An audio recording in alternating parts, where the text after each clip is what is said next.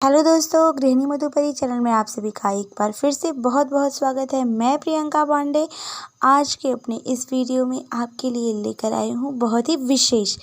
जी हाँ दोस्तों, हम बात करने वाले हैं नवरात्रि पर और नवरात्रि में घट स्थापना कैसे करें, घट स्थापना का शुभ मुहूर्त क्या है, व्रत का शुभ मुहूर्त क्या है, पारण विधि और पारण का शुभ मुहूर्त क्या है। ये सारे मुहूर्त और पूरी की पूरी विधि आज मैं अपने इस वीडियो में बताने वाली हूँ, जिससे कि आप अपने घर पर आसानी से माता रानी की कलश स्थापना कर सकते हैं। तो वीडियो को बिल्कुल भी स्किप मत करिएगा, पूरा वीडियो देखिएगा और पूरी जानकारी ज़रूर लीजिएगा। दोस्तों, नवरात्रि के दिनों में माँ दुर्गा की पूजा और उपासना बहुत ही श्रद्धा और उत्साह के साथ की जाती है। इन 9 दिनों में 9 दुर्गा का स्वरूप बहुत ही मनभावन होता है। भक्त माता रानी के सभी रूपों की पूजा बहुत ही उत्साह से और बहुत ही श्रद्धा से करते हैं। हिंदू धर्म से जुड़ा हुआ इस पर्व की बड़ी मान्यता है दोस्तों।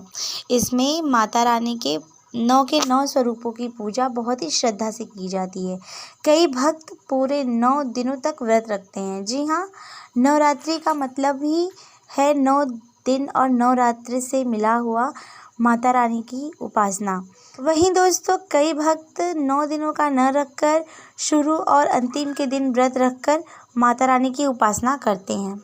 दोस्तों, नवरात्रि में रामनवमी भी बहुत धूमधाम से किया जाता है। मान्यता है कि इस दिन बुराई पर अच्छाई की जीत हुई थी, जिसके उपलक्ष्य में रामनवमी मनाई जाती है। साल भर में दोस्तों 4 बार नवरात्रि की पूजा होती है, जिसमें से 2 पूजा मुख्य रूप से की जाती है और यह 2 पूजा सभी लोग करते हैं। सबसे पहले चैत्र मास में होने वाली पूजा और उसके बाद शरद ऋतु में होने वाली पूजा, लेकिन कहीं कहीं चारों नवरात्रि की पूजा धूमधाम से की जाती है।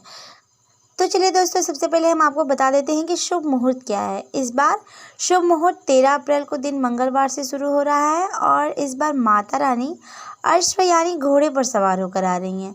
दोस्तों, मान्यता है कि अगर माता रानी अश्व की सवारी कर रही हैं तो देश और प्रकृति पर भी थोड़ी संकट आ सकती है। कुछ ग्रहों और कुछ राशियों पर इसका बहुत ही प्रभाव पड़ने वाला है। चलिए दोस्तों, हम आपको कलश स्थापना के शुभ मुहूर्त बता देते हैं। इस बार 13 अप्रैल मंगलवार को दिन में 2 बार कलश स्थापना करने का शुभ मुहूर्त बन रहा है। सबसे पहले माता रानी का 13 अप्रैल के दिन आगमन होगा और वह अश्व की सवारी यानी घोड़े की सवारी कर आ रही हैं। तो 13 अप्रैल को मंगलवार के दिन सुबह 5:30 से 10:15 तक रहेगा यह शुभ मुहूर्त। वहीं दूसरा शुभ मुहूर्त दोस्तों लगभग 12 बजे से शुरू हो रहा है और 40 मिनट तक ही रहेगा। इसके अंतर्गत ही कलश स्थापना यानी कि घट स्थापना कर लेना है। मुहूर्त में घट स्थापना करने का महत्व अलग ही होता है। उसका बहुत ही बड़ा महत्व होता है और बहुत ही फलदायी होता है। पारण आप 22 तारीख को दिन गुरुवार यानी बृहस्पतिवार को कर सकती हैं। पारण करना शुभ मुहूर्त में ज़्यादा ज़रूरी होता है, तभी हमें पूरे व्रत का फल मिलेगा। ये तो था दोस्तों शुभ मुहूर्त, घट स्थापना, रामनवमी, पारण विधि सबका यह मुहूर्त था। अब हम आपको बताते हैं कि कलश स्थापना कैसे करें और कलश स्थापना के लिए क्या क्या सामग्री जरूर होनी चाहिए। दोस्तों, कलश स्थापना के लिए हमको सबसे पहले मिट्टी का घड़ा यानी मिट्टी का कलश, या फिर अगर आपके पास मिट्टी का कलश उपलब्ध नहीं है तो आप कोई भी कलश ले सकती हैं। जैसे फूल का कलश हो गया यानी फूल का लोटा, कलश बनाकर आप वहाँ पे रख सकती हैं, या फिर तांबे के लोटे में आप कलश स्थापना कर सकती हैं। लेकिन ध्यान रहे, स्टील, जस्ता और चीनी के बर्तन आदि में कलश स्थापना नहीं करनी चाहिए, उसका कोई मान्यता नहीं होता। उसके बाद दोस्तों हमें चाहिए माता रानी की मूर्ति, फोटो या फिर कोई पोस्टर जिसमें 9 दुर्गा हों। उसके बाद दोस्तों रोली, रक्षा, चंदन, धूप, दीप, नैवेद्य, अगरबत्ती, कपूर, जौ, मिट्टी, सप्तधान्य, दूर्वा, अक्षत, चुनरी, रक्षा, लाल कपड़ा, लकड़ी की चौकी, 16 श्रृंगार का सामान, आम का पत्ता, या अगर आपके पास आम के पत्ते नहीं हैं उपलब्ध तो अशोक के पत्ते को भी आप ले सकती हैं। इतनी सारी सामग्रियों का होना ज़रूरी है दोस्तों। अब हम आपको बता देते हैं कि कलश स्थापना किस विधि से करनी है, क्या क्या करना चाहिए और किस तरह से आप कलश स्थापना सही तरीके से कर सकती हैं। तो दोस्तों सबसे पहले एक थाल में, जैसे कि हमने बताया, सारी सामग्री रख लें ताकि आपको ध्यान रहे कि यह सारी सामग्री को आपको कलश स्थापना करते समय उपयोग करना है।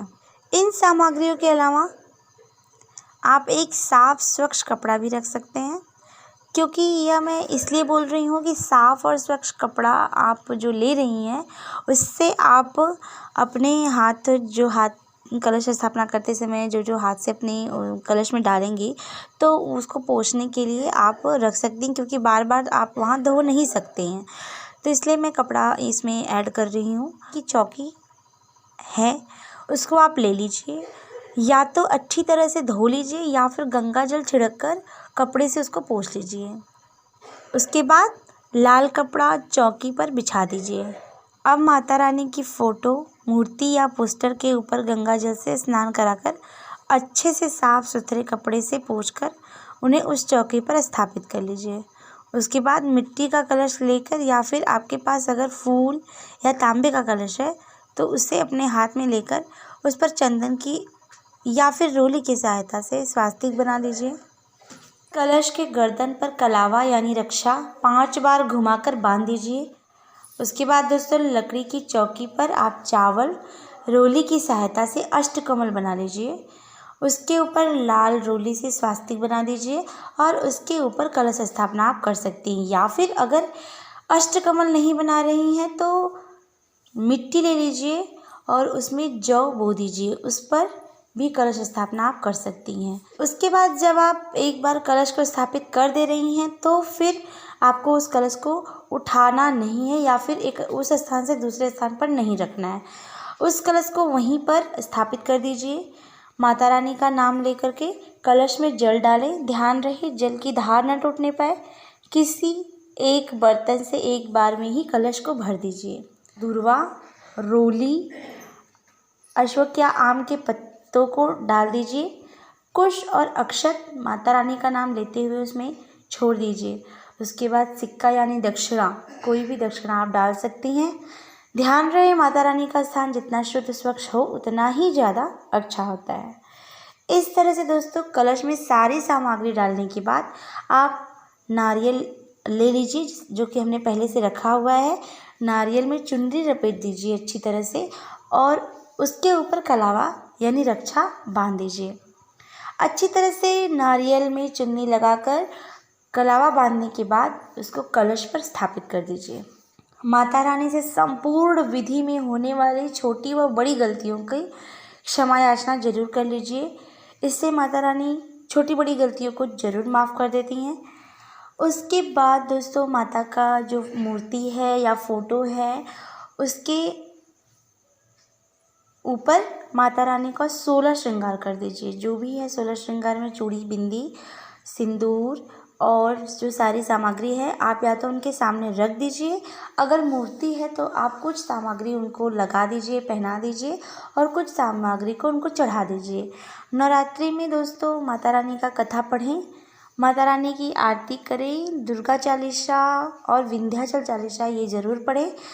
अपने परिवार की सुख समृद्धि के लिए माता रानी से वरदान मांगे और आशीर्वाद मांगे और इस तरह से आप कलश स्थापना करके माता रानी का पूजन अर्चन कर सकती हैं, जिससे कि आप अपने घर पर आसानी से कर सकती हैं और किसी भी तरह की कोई त्रुटि इसमें नहीं है। ध्यान रहे कि कलश स्थापना करते समय आप स्वच्छता का अधिक ध्यान रखें।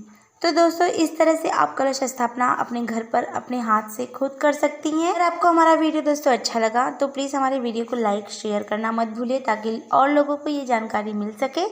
और हमारे चैनल को सब्सक्राइब कर लीजिए दोस्तों, बेल आइकन ज़रूर प्रेस कर लीजिएगा ताकि हमारे वीडियो आपके पास तुरंत पहुँचे। फिर मिलेंगे दोस्तों नए वीडियो के साथ और ऐसी ही नई जानकारियों के साथ। तब तक के लिए thank you so much, bye bye.